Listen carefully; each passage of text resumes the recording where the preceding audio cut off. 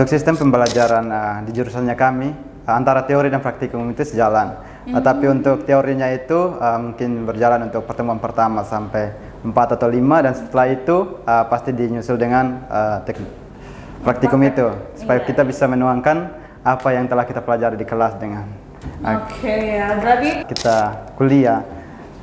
Selain itu ada juga pengalaman menarik ketika kita di kelas di mana dosen memberikan kesempatan untuk berdiskusi dengan teman-teman ya. Itu pengalaman yang sangat menarik bagi saya karena di situ kita bisa menambah wawasan kita tentang pangan itu sendiri.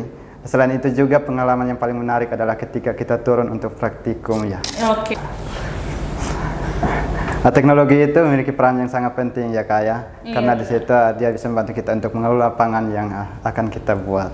Yang pastinya juga bergizi ya, yang penuh gizi ya untuk masyarakat di Indonesia. Iya. Tentu saja. Juga ya tentunya. Bisa. Oke nih.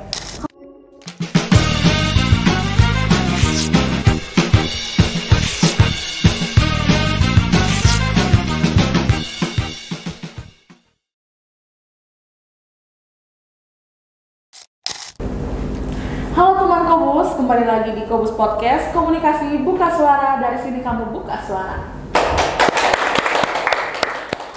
Oke, kembali lagi dengan saya Sarah Sedo yang akan membantu berjalannya podcast kita pada hari ini. Jadi pada episode kali ini tentunya tidak akan kalah menarik dari episode-episode sebelumnya ya. Di episode kali ini kita akan membahas mengenai mari berbicara pangan dengan anak teknologi pangan. Oleh karena itu, narasumber kita pada hari ini adalah seorang kakak bernama Kamelki yang merupakan seorang mahasiswa teknologi pangan dari Universitas Widya Mandira Kupang. Tanpa berlama-lama lagi, langsung saja kita sapa. Halo Kamelki. Halo kakak. Oke nih, apa kabar nih? Kak, baik ya harusnya ya? Baik sekali. Oke nih, mengenai dengan topik kita pada hari ini tentang teknologi pangan nih. Kalau boleh tahu dari kakak sendiri, kenapa kakak memilih teknologi pangan untuk menjadi prodi atau jurusan kakak di kuliah sekarang? Baik, untuk dari saya sendiri mengapa saya memilih teknologi pangan sebagai jurusan saya memiliki rasa penasaran tersendiri tentang jurusan ini ya. Karena saya sendiri hobi memasak. Dan saya penasaran apa yang akan kita pelajari di jurusan ini. Apakah cuma memasak dan mencicipi, atau memang ada hal-hal lain yang perlu kita pelajari di sana ya? Iya, benar banget nih. Oke nih, dengan kita cari-cari, setelah kita searching nih ya Kak, ternyata teknologi pangan ini juga merupakan prodi baru di Unwira ya. Oke, kalau boleh tahu nih, prodi ini tuh sudah berdiri dari kapan dan sudah berapa lama? Ya, untuk prodi ini sendiri baru berdiri mungkin berjalan 2 tahun ya, karena kami sendiri angkatan pertama dan sekarang kami mempunyai adik-adik dan juga di bawah, sehingga kami 2 angkatan sekarang ya. Oke nih, karena kan ini juga merupakan prodi baru ya Kak, jadi kalau boleh tahu di Kamelki sendiri tahu adanya prodi teknologi pangan ini dari mana? Ya, saya tahu ada prodi teknologi pangan ini, kebetulan saya sendiri tinggal di komunitas Biara ya, sehingga di sana ada dosen-dosen juga, sehingga mereka menceritakan bahwa ada prodi baru yang mungkin bisa menarik kamu untuk masuk, tetapi saya berpikir bahwa memang ini adalah prodi yang sangat cocok bagi saya. Iya, karena kakak juga suka memasak ya. Oke nih, tadi kakak juga sempat menyinggung kalau kakak adalah angkatan pertama ya. Kalau boleh tahu jumlah kakak untuk angkatan pertama di prodi ini tuh berapa? Ya, jumlah kami untuk angkatan pertama itu berjumlah 10 orang ya. Laki-laki cuma saya sendiri dan juga perempuannya 9. Oke, jadi Kamelki ini ternyata ya teman Kobus harus menghadapi 9 mood wanita yang berbeda-beda, yang setiap harinya tuh pasti kayak ada aja ya. Oke, pasti. Ya tentunya kalau menghadapi perempuan itu pasti ada rasa sabarnya ya kalau menghadapi perempuan. Oke nih Kak, kita kembali lagi ke topik kita tentang teknologi pangan. Setelah kakak berkuliah kurang lebih 4 semester ya sekarang ya, mungkin kakak punya mata kuliah yang paling sangat amat kakak sukai selama berkuliah? Iya, ada mata kuliah yang paling saya sukai ya. Mata kuliah itu adalah evaluasi gizi pangan ya. Kalau boleh tahu kenapa kakak sangat suka sama mata kuliah tersebut? Iya, saya menyukai mata kuliah tersebut karena saya melihat ke depannya ya. Ada adik-adik kita yang mungkin terkena stunting, sehingga kita perlu membantunya dengan menambahkan gizi. Oke, kalau membahas tentang perkuliahan nih, sistem pembelajaran teknologi pangannya di jurusan kakak tuh gimana? Kalau untuk sistem pembelajaran di jurusannya kami, antara teori dan praktikum itu sejalan. Tapi untuk teorinya itu mungkin berjalan untuk pertemuan pertama sampai 4 atau 5, dan setelah itu pasti dinyusul dengan praktikum itu, supaya kita bisa menuangkan apa yang telah kita pelajari di kelas dengan. Oke, ya, berarti sudah banyak praktik-praktik juga yang udah kakak lakukan. Kalau boleh tahu nih skill dong salah satunya gitu. Untuk yang praktiknya yang pernah kami lakukan adalah melakukan fermentasi tape ya. Oke, fermentasi ya. Berarti boleh nggak sih dijelaskan sedikit gitu tentang fermentasi, Kak? Ya, kalau untuk fermentasi ini kan ini adalah pengalaman baru tersendiri bagi saya ya. Dimana kita sendiri, saya sendiri. Kalau di kampung itu kalau kita melakukan memasak sesuatu itu pasti kita makan dan selesai. Dan kalau di kampus yang baru-baru kami buat itu ternyata kita melakukan fermentasi itu membutuhkan waktu yang cukup lama ya. Sehingga dari fermentasi itu kami belajar bahwa makanan itu bukan hanya untuk sekedar makan lalu selesai, tapi ada juga masa simpannya kalau kita melakukan fermentasi itu. Oke ya teman-teman Kobus, jadi kalau kalian juga mau tahu banyak tentang fermentasi mungkin juga bisa gabung di Prodi Teknologi Pangan ya. Kak, kita back to topik nih ya Kak, karena tadi kita udah membahas tentang fermentasi ya. Oke, pastinya ada fasilitas-fasilitas yang diberikan universitas sendiri kepada teknologi pangan ya. Mungkin Kakak bisa spill salah satunya? Ya, untuk fasilitas yang diberikan oleh Unwira kepada kami, teknologi pangan, jurusan teknologi pangan itu kami di bawah memiliki 3 laboratorium ya. 3 ya, wow. Itu laboratorium mikrobiologi, laboratorium kimia, dan juga ada laboratorium pangan sendiri. Kalau di laboratorium nih kakak udah ngapain aja?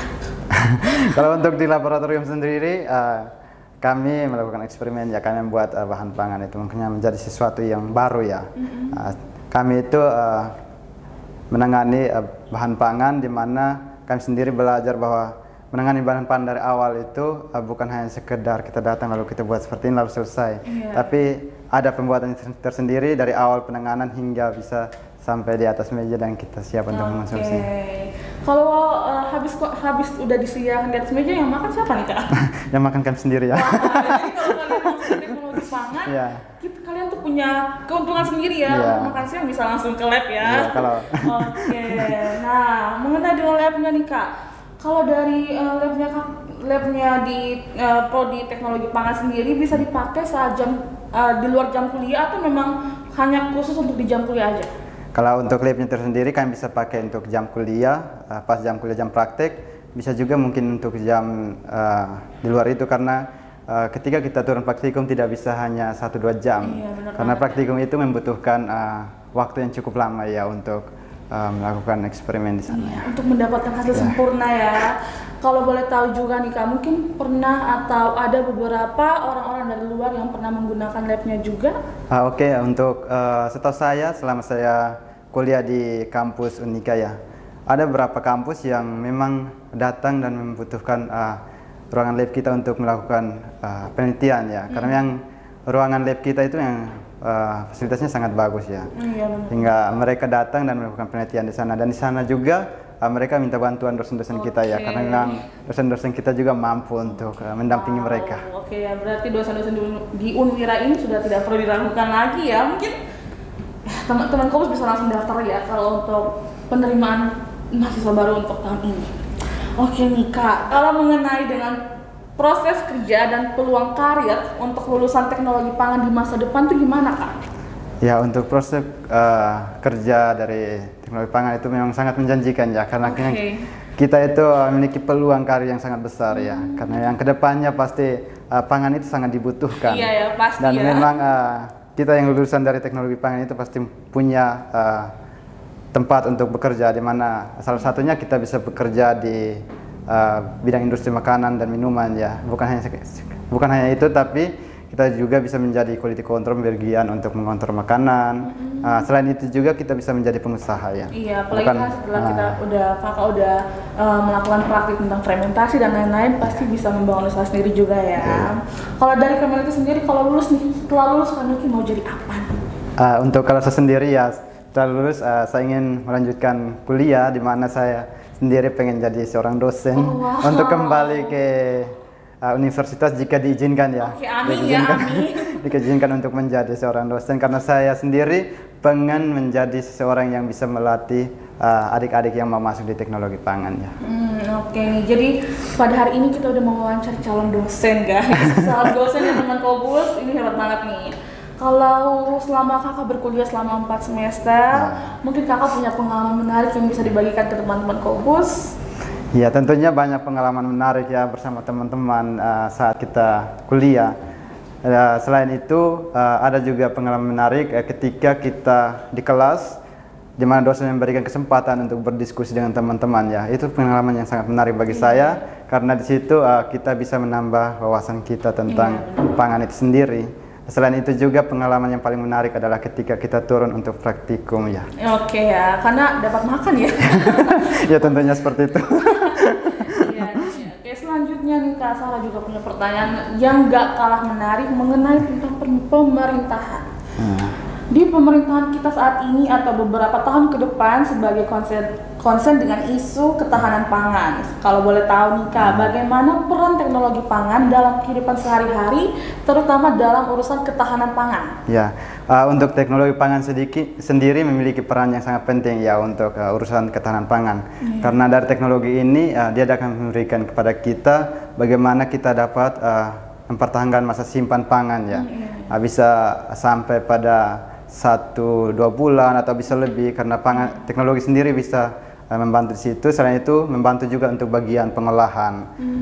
Di situ teknologi sangat berperan penting karena teknologi itu memiliki peran yang sangat penting ya Kak ya. Karena di situ dia bisa membantu kita untuk mengelola pangan yang akan kita buat.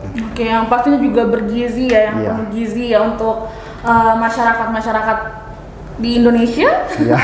Tentu saja. Juga ya tentunya. Bisa. Oke nih. Kalau tentang stunting Kak, kan banyak banget sekarang masyarakat Indonesia yang terkena stunting gitu-gitu ya Kak. Kalau dalam teknologi pangan sendiri nih mungkin Kakak punya cara untuk membantu menangani masalah stunting. Ya untuk dari kami sendiri ya cara untuk menangani stunting itu sendiri kita harus memang benar-benar melihat bahan pangan apa saja yang mengandung gizi yang banyak ya untuk membantu adik-adik kita yang terkena stunting karena yang stunting itu membutuhkan gizi ya karena mereka kekurangan gizi ya sehingga membutuhkan stunting juga butuh gizi ya. Oke nih, kalau mengenai gizi mungkin Kakak bisa kasih salah satu contoh makanan yang bergizi gitu. Ya untuk makanan yang paling bergizi ya untuk terutama protein ya, protein hewani itu kan sangat bergizi ya. Untuk ikan seperti ikan, daging-dagingan, itu sangat bergizi untuk mereka yang terkena stunting itu ya. Jadi kita harus banyak gizi dan serat, protein dan serat ya. Oke. Teman Kobus, tanpa disadari kalau kita sudah sampai di pertanyaan terakhir kita pada podcast hari ini. Oke nih Kak, yang tidak kalah menarik juga nih Kak. Mungkin Kakak bisa mempromosikan kepada teman-teman sekalian untuk masuk ke teknologi pangan. Dan menurut Kakak nih ya, kenapa teman-teman Kobus tuh harus memilih teknologi pangan sebagai prodi atau jurusan mereka di kedepannya?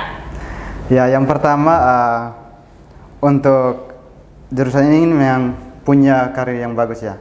Dimana kalau kita sudah tamat dari sini, kita bisa bekerja di industri lain. Dan selain bekerja di industri lain juga kita juga berusaha tersendiri. Selain itu juga kita juga memiliki dosen-dosen yang bagus ya di bawah. Karena mereka itu lulusan luar negeri dan juga ada yang dari dalam ya, S2, S3. Bagus banget ya. Selain itu juga kita memiliki fasilitas yang cukup lengkap ya untuk membantu mahasiswa untuk membuat penelitian tentang apa yang mereka geluti sampai akhir nanti. Dan itu yang membantu mereka untuk selesai dan memang fasilitas di sana cukup lengkap untuk fakultas ini. Sehingga untuk teman-teman yang mau masuk di Fakultas Sains dan Teknologi mungkin bisa mampir karena memang di sini semuanya lengkap dan mungkin kalau teman-teman mereka masuk Universitas Katolik Widya Mandira Kupang menjadi solusinya untuk teman mereka semua. Oke teman Kobus, jadi dari episode kali ini mungkin teman Kobus udah mengumpulkan niat, sudah memberanikan diri untuk masuk ke dalam, sudah untuk masuk dan bergabung bersama kita di Unwira Universitas Katolik Widya Mandira Kupang ya. Oke. Sekian sudah podcast kita pada hari ini ya Kak Melki. Semoga kedepannya kita bisa bertemu dan berbincang-bincang lagi ya. Oke, untuk teman Kobus, kalau kalian mungkin tertarik dengan makanan, mungkin kalian bisa mencoba untuk masuk ke dalam jurusan teknologi pangan ya. Oke teman Kobus, jangan lupa pantengin sosial media kita yang udah kita taruh di bawah sini.